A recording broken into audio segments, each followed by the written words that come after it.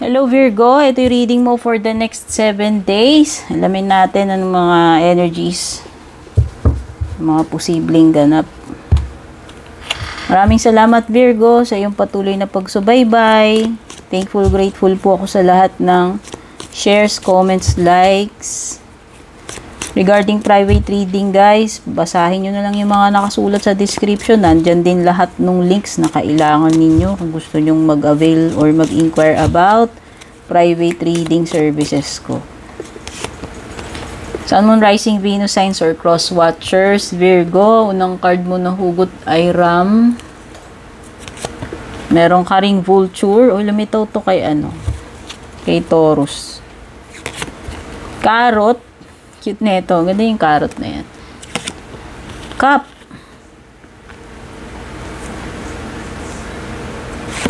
Meron ka ring flute.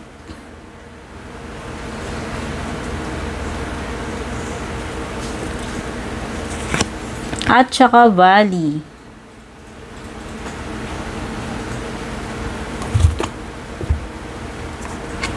Oy, may matigas na ulo daw dito. Stubborn, aggressive person, sabi si Ram. Kung sino man tong Ram na to, dito sa next 7 days mo. You could be dealing with the person na mahirap makasama. Matigas ang ulo eh. Diba? Or kung tutulungan mo yan, mahirap i-manage yung tao na yan. Mahirap tulungan, mahirap paliwanagan kasi sarado yung isip. Matigas ang ulo, ayaw sumunod. Siguro iniisip niya, palagi siyang tama.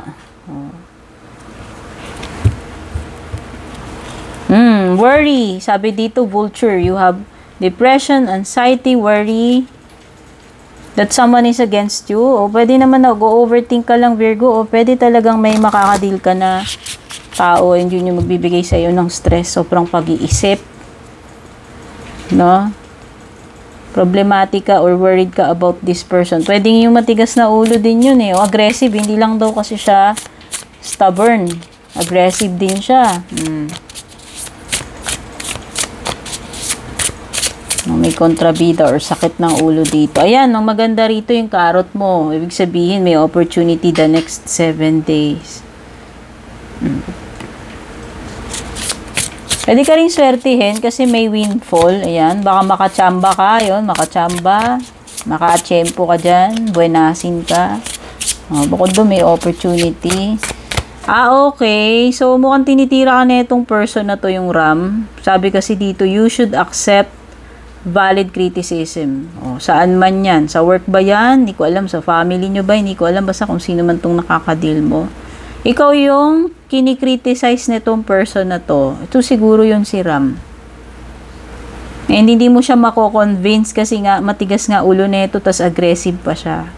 So pwedeng hindi yan makikinig sa'yo. Hindi kanya paniniwalaan. Paniniwalaan lang niya yung alam niya. Yung gusto niya lang paniwalaan. Okay? Excuse me. At may nahulog na kasuputan dito.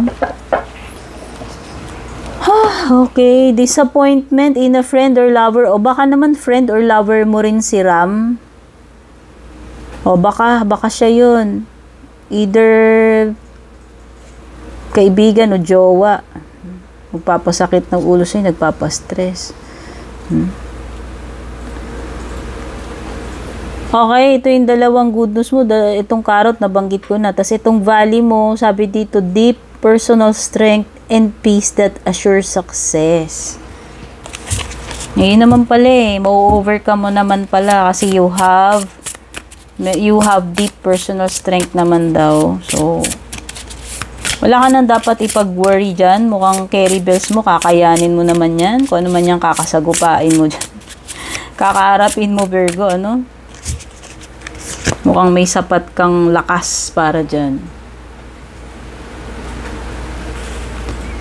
Eight of Wands, communication. Two of Swords, the Magician. So, may fire sign energy, meron ding air sign, at saka earth sign na kapareho mo.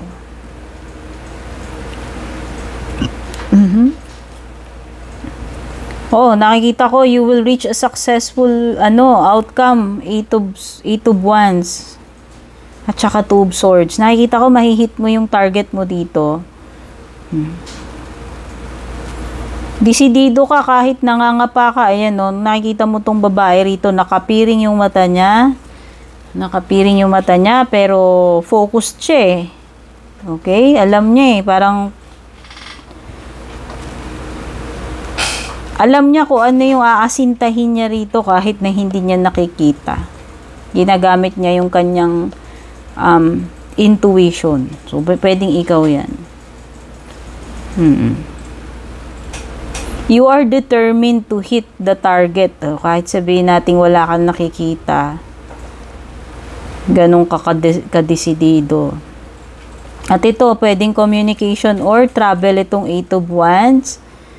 Pagiging busy. Communication, travel. Maraming ganap. Ayan. Oo, may may movement dito.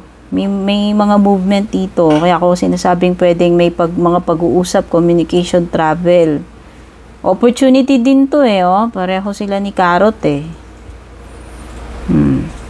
Meron na ditong parang pwedeng ang bilis ng progress ng mga bagay-bagay. Kasi sa Eight of Wands is also about speed, not just about movement. And landing on a specific destination or target. Kasi yung original na depiction nitong wands na to, mga wands na palusob na ganun eh. Parang maglaland siya sa isang target. Parang ganun din yung Two of Swords mo. So, nakikita ko, marireach mo yung target mo rito kung ano man to, kung goal, target mo na gusto mong ma-hit. Abot mo yan in the next 7 days. Ayan, manifesting already with the Magician. So, pagdating sa mga bagay na gusto mong ma-accomplish, maganda yung outlook dito. Ibig sabihin, magagawa mo yan, ma-achieve mo. Ayan, another opportunity. Dalawa ning card mo nagsasabi about opportunity. Tatlo. Eight of Wands, itong Carrot, at saka Ace of Pentacles. An opportunity to earn. Ayan, opportunity na kumita ka ng pera. Sa career man to, sa negosyo mo, sa kaperahan mo, maganda yung pwedeng may good news. Or meron kang gustong simulan na investment, hindi ko alam. Basta meron ditong something like itatanim mo, sisimulan mo, gagawin, no? Ganon din yung Magician eh. Creating ito eh. Manifesting, creating. May sisimulan ka definitely.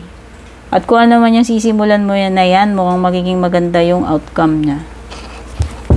Maganda or success yung kalalabasan. Tingnan natin love life mo. Ay! Wait lang. Ano ba yan? Naganda hulog yung bara.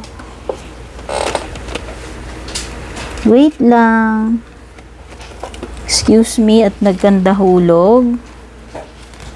Butas yata yung kamay ko. Commercial. Ito, nagkabali-baliktad pa yata.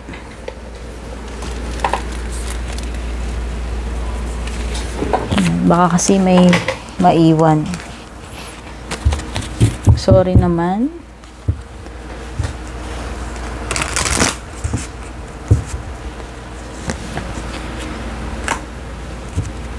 Love life. May humihingi ng time. May humihingi ng time or dapat palipasin. May element kasi ng time dito sa connection mo eh.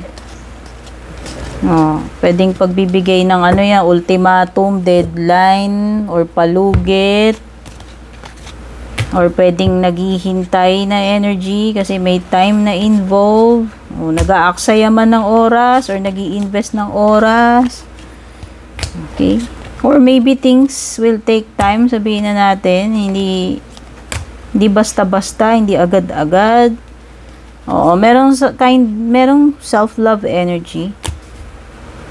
Okay. Okay, so it means giving yourself time kasi may mini-mention na I'm still trying to heal. Ayan. Pwedeng hindi ka pa okay. So, ayan mo lang. No pressure. Ibig lang sabihin niya, bigyan mo ng time yung sarili mo hanggang 100% kang mag-heal. Yun lang naman yung ibig sabihin nun. Wag kang magmamadali. No? Yan. Yan mo lang muna yung sarili mo. Bigyan mo yung sarili mo ng panahon. Yan lang yung indication nun pagdating sa love life mo. May mga bagay talaga na hindi natin pwedeng i-force or madaliin. Especially yung healing, yung iba matagal.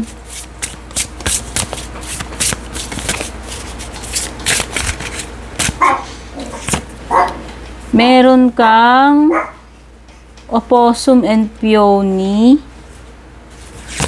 at saka sheep and blackberry devotion. Bashfulness means pagiging mahiyain. O baka naman ikaw ay ganun?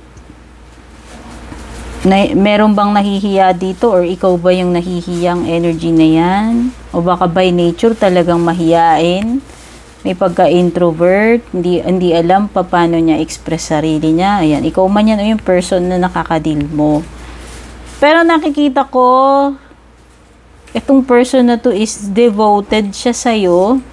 Kung tao to na involved sa'yo, or ikaw, o ayan, kahit na mahiyain yan, kahit hindi siya expressive, kasi nga mahiyain siya, hindi niya siguro ma-communicate yung gusto niya sabihin. Pero this person is, sa tingin ko naman, pwedeng seryoso siya kasi devoted siya eh.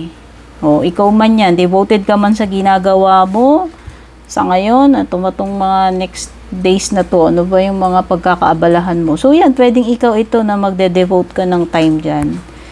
Yan yung magiging priority mo, focus mo. Okay. So, yan yung mga nakuha ko energies para sa'yo, Virgo, next 7 days. Sana makatulong sa'yo to. Love you, take care, and God bless.